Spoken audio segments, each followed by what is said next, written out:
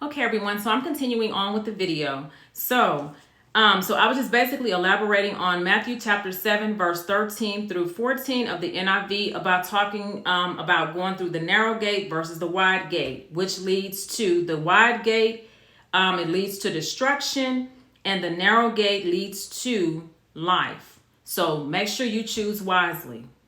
Okay, so continuing on, we were in 1 Corinthians chapter 10, and we were going through verses 12 through 13, and I am in the expanded version. So now we're going to move on, and we're going to go to the next verse, which is going to be Galatians, and we're going to go to chapter 5, and we're going to start with verse 16 through 25. I am in the expanded version, and starting at 16, and it reads, "So I tell you, live, walk by the following, in the power of and by the Spirit. Then you will not do what your sinful self wants. Our sinful self wants what is against the Spirit."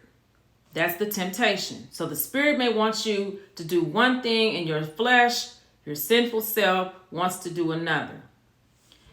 17, our sinful self wants what is against the Spirit.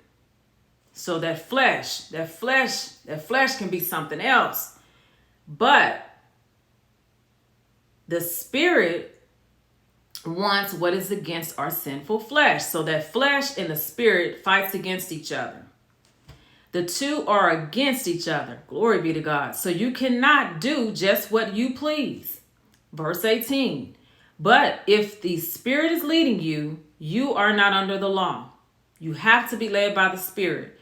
Again, but if the Spirit is leading you, you are not under the law. But if the Spirit is leading you, you are not under the law. So let the Spirit lead you. 19. The wrong things the sinful self does, and the Bible starts to elaborate and tell you and break those down for you. The wrong things the sinful self does are clear, being sexual unfaithfulness, which is sexual immorality, fornication, committing adultery, not being pure. Your body is God's temple. It must be pure, and it must be clean. Taking part in sexual sins, depravity, promiscuity, worshiping gods, which is idolatry, which God speaks about that in his commandments, his 10 commandments. And let me elaborate on that. Your God, or worshiping a God or a form of idolatry, can be the love of money. It can be the love of a car, the love of a house, anything tangible. It can be food. It can be, if you're not careful, it can be a person. It could be a loved one. It could be anything that's tangible. That is considered idolatry. When you worship something, that is considered idolatry, and it is considered worshiping a god that can become your god if you're not careful. Moving on. Doing witchcraft, hating, that's a part of it. Making trouble, which is causing confusion, being jealous, wanting something someone else has, feeling envy, being drunk, having wild and wasteful parties, orgies, all of these types of things, wasteful parties, and doing other things like these. I warn you now, as I warned you before. Those who do these things will not inherit God's kingdom. That's what the word says. But the Spirit produces the fruit of love, joy,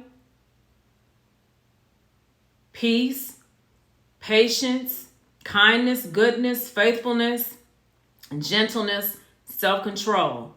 There is no law that says these things are wrong. Those who belong to Christ Jesus have crucified their own sinful selves. They have given up their old selfish feelings and the evil things they wanted to do. I'm going to continue in a second because my video is about to cut off, and I'm going to pick up with verse 25. I'll be right back.